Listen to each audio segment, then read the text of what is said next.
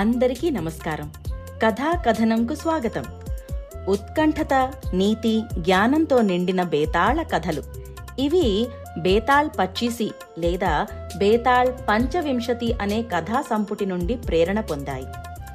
ఈ కథలను 11వ శతాబ్దానికి చెందిన కాశ్మీరీ కవి సోమ్దేవ్ భట్ రచించారు. ఇంకా కథలోకి వెళ్దాం.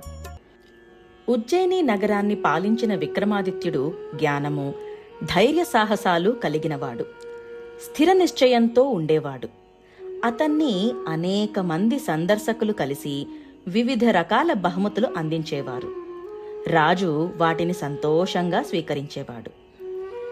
అయితే ఆ సందర్శకుల్లో ఒక సన్యాసి ప్రతిసారి రాజును కలిసినప్పుడు ఒక పండును బహుమతిగా ఇచ్చేవాడు. విక్రమాదిత్యుడు ఆ పళ్లను రాజభండాధికారికి అప్పగించేవాడు. ఒకరోజు అనుకోకుండా రాజు ఆ పండును చేతిలో పట్టుకున్నప్పుడు ఒక ఆశ్చర్యకరమైన విషయం బయటపడింది. ఆ పండులో ఒక విలువైన మాణిక్యం ఉంది. అది గమనించిన రాజు ఆ సన్యాసి ఇచ్చిన మిగిలిన పళ్లను కూడా పరిశీలించమని ఆదేశించాడు. చిత్రంగా వాటన్నిట్లో కూడా ఎన్నో విలువైన మాణిక్యాలు దొరికాయి. ఈ రహస్యాన్ని తెలుసుకోవాలని విక్రమాదిత్యుడు ఆ సన్యాసిని కలవడానికి చాలా ప్రయత్నం చేశాడు.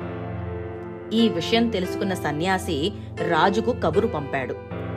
అమావాస్య పక్షంలో 14వ రాత్రి శ్మశాన వాటిక మధ్యలో ఉన్న వృక్షం కింద కలవాలని. వినడానికి విచిత్రంగా ఉన్నా విక్రమాదిత్యుడు ఒప్పుకుని ఆ సన్యాసిని కలవడానికి వెళ్ళాడు. రాజు రాకకి చాలా సంతోషించిన ఆ సన్యాసి విక్రమాదిత్యుణ్ణి ఒక కోరిక కోరాడు. నా ఇన్నాళ్ళ తపస్సు ఫలించాలంటే శ్మశాన వాటిక ఉత్తర మూలలో ఉన్న ఒక చెట్టు కొమ్మకు వేలాడుతున్న శతాబ్దాల నాటి మృతదేహాన్ని తీసుకురావాలి. అయితే తెచ్చేటప్పుడు అసలు మాట్లాడకూడదు సుమా. ఈ కార్యానికి నీ వంటి ధీరులే అర్హులు అని అనగా విక్రమాదిత్యుడు ఈ కోరికలో ఏదో మర్మం ఉన్నదని, అది ఎలాగైనా ఛేదించే ప్రయత్నంలో ఒప్పుకున్నాడు. ఇక బేతాళ వేటలో శ్మశాన వాటిక ఉత్తర దిక్కున ప్రయాణం మొదలుపెట్టాడు.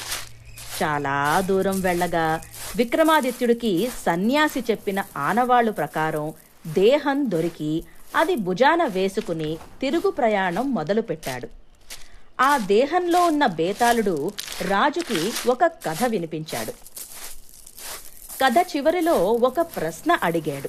సమాధానం తెలిసి చెప్పకపోతే నీ తల 1000 వ్రక్కలవుతుంది అని బేతాళుడు హెచ్చరించాడు. కాని సన్యాసితో ఒప్పందం ప్రకారం మాట్లాడకూడదు. బేతాళుడి హెచ్చరిక మేరకు విక్రమాదిత్యుడు సమాధానం చెప్పగానే బేతాళుడు మళ్లీ చెట్టు కొమ్మ మీదకు ఎగిరి పోయేవాడు. దీంతో రాజు మళ్లీ మొదట్నుంచి బేతాళుడి కోసం వెతికి తీసుకురావలసి వచ్చేది. అయినప్పటికీ విక్రమాదిత్యుడు పట్టుదలతో ప్రయత్నం కొనసాగించేవాడు. ఇలా బేతాళుడు 25 కథలు పూర్తి చేశాడు. ఇంతకీ బేతాళుడు చెప్పిన ఆ కథలు ఏమిటి? వాటి చివరిలో వేసిన చిక్కు ప్రశ్న ఏమిటి? ఇవన్నీ కూడా మనం ఒక్కో కథలో తెలుసుకుందాం. ఉత్కంఠతతో నిండిన కథల ప్రయాణం బేతాళ కథల కోసం వేచి ఉండండి.